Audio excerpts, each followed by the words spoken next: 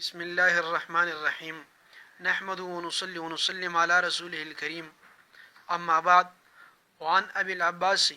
عبد الله بن عباس رضي الله عنهما عن رسول الله صلى الله عليه وسلم فيما يروي عن ربه عز وجل قال دا روایت د ابن عباس رضی الله تعالی عنہ ذکر کوي چې ابن عباس رضی الله تعالی عنہ دا یو جلیل القدر صحابي دی د خپل نوم اغا عبد الله دی کنیت ابو العباس دی د پلار نوم عباس دی او د مور نوم ام الفضل لبابه دی ام الفضل لبابه او د هجرت نه 3 کال مخکې د ایمان راوړی دی او د چې دی نو دا کم مقام باندې چې بنو هاشم هغه قید شیو په دغه مقام دی پیدا شوی دی او د 11 کالو په عمر کې د اسلام قبول کړی دی او اسلام ته داخل شوی دی په سن 8 هجری فتح مکه په موقع باندې دغه کړی دی اسلام راوړی دی د فطرت شو د ذهن او سلیم الطبع یعنی نیک او برابرۍ طرف ته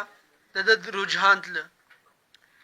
او د بچو د نبی علیه الصلاۃ والسلام مجلس په ډیر زیات خو او د نبی علیه الصلاۃ والسلام مجلس ته ډیر زیات دغه کېدو او دغه ټول روایت چې دی 2660 روایت ته حدیث ته نقل لی په سن 68 هجری کې دی وفات شوی دی او د نماز جنازه محمد بن حنیفه رحمت الله تعالی علیه کړی ده او دا صحابي دی چې عمر رضی الله تعالی عنہ بده رضان سره په مشورې په دغه کې کینو اگر چې ماشوم خو د عمر رضی الله تعالی عنہ سره بناس ځکه د نبی علیه الصلاۃ والسلام دعا کړو نو د روایت را نقل کړي د روایت خلاصه دا ده چې الله پاک یو سړی نیکی اراده وکي نو الله پاک هغه ته داغي بدله ورکي یعنی یو نیکی ورکي چې عمل الپلانې کړي او چې عمل پیو کی نو یو نیکی ورلا پلس باندې ورکي نو دا روایت نقل کړي نو فيما يروي عن ربه عز وجل فهغه سکی چې روایت شوی دی د رب د الله د رب دنه او چې اوچت نو شان والده نو دا یاد ساتي چې کله يروي عن ربه یاد اسید لفظ یا د نور الفاظ راشي نو د رب د طرف نه چې منقولي دی حدیث ته حدیث قدسی وي حدیث قدسی هغه حدیث ته ویل کیږي چې معنا د الله د طرف نه وي او الفاظ د نبی علی السلام وي یا حدیث قدسی او په قران کې فرق دی چې حدیث قدسی هغه په دغه کې نه ویل کیږي مانځ کې او قران چې د په مانځ کې ویل کیږي حدیث قدسی وي کې په مانځ کې ویل شي نو فقها وایي چې مونږ په پاسېږي بل فرق د حدیث قدسی او د قران دی کوم قران نه چې انکار وکړي د کافر کیږي او کله حدیث قدسی نه چې انکار وکړي د کافر کیږي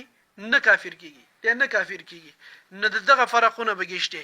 نه قال دی وای چې ان الله یقینا الله پاک كتب لکی الحسنات نیکی والسیئات او بدی نیکی هم لکی او بدی هم لکی الله ځوان لکی نو بیا څنګه ثم بین ذالک بیا بیان کی دغه لرا فمن هم پس هغه څوک چې قصو کې به حسنتین پنه کوي سره فلم يعملها او عمل نه کړي دغه نه عمل کړي نه وي دغه نه کوي لره نو كتبها الله نو لکی الله دغه نه کوي لره الله پاک تبارک وتعالى عنده د سره حسنه کامله نیکی پورا دته یو پورا نیکی ولکی چې اراده وکي لکه تبلیغیان وي تاسو څوک اراده ولکی نه په اراده سمېلایږي یو نیکی نه ما تاسو چې سو قصد او اراده وکي نو یو نیکی د عمل نه دی کړي و ان هم بها او کچری قصد وکي بده سره او فعملها او پس په عمل کې را ولې دغه نیکی لره كتبها الله نو ولکی دلره د نیکی لره الله پاک 10 حسنات لس نیکی ولکی حدیث کې را لوګوري نو مزین دی یو نیکی هغه سکی لس کی الى 700 اغه تر د وو تا ضعف دوچن کی نو کله وو ته هم دوچن کی سوته دوچن کی بیا پدې کې د ضرب ورکي د ډېر عجیب کلیه د نویاتي 49 کروڑ جوړ کیخه 49 کروڑ ته بدی چل جوړیږي او موږ 49 کروڑ نه وایو 49 کروڑ په خپل طریقه پرې ده خو الله ولا دوچن کوي نو چې دوچن کړه نو دا 49 کروڑ ته به څه ضرورت خو چې الله سمره وغواړي ورکوي به نو دا بعض خلک چې بیا وایي دا 49 کروڑ او یا د افلا او دا پکې د کم زینه نو دا د الله سره اسهغه اخو دی خو کول چې یاره الله بدون څنګه ورکوي نه چې الله یې ورکوي نه بس د الله کار دی نه الله چې هر څنګه ورکوي 49 کروڑ ورکوي او کسي وا ورکوي الى اضعاف كثيره تر د دوجن کول ډیرو ته نو ډیرو ته دوجن کی نه یو دغه دی وسو شوي او بل بیا ډیر شي نو چې یا د 749 راځي نو دا بیا د زیرو حساب چې تاسو لګوي نو هغه 49 کروڑ ته دی بیا زی و ان هم او کچری قسوه کی بسیئه ګره الله سونه رحیم ذات دی په یو ګنا سره فلم يعملها او عمل نه کړي داغي نو كتبها الله نو لکی در الله پاک عنده د سره حسنه کامله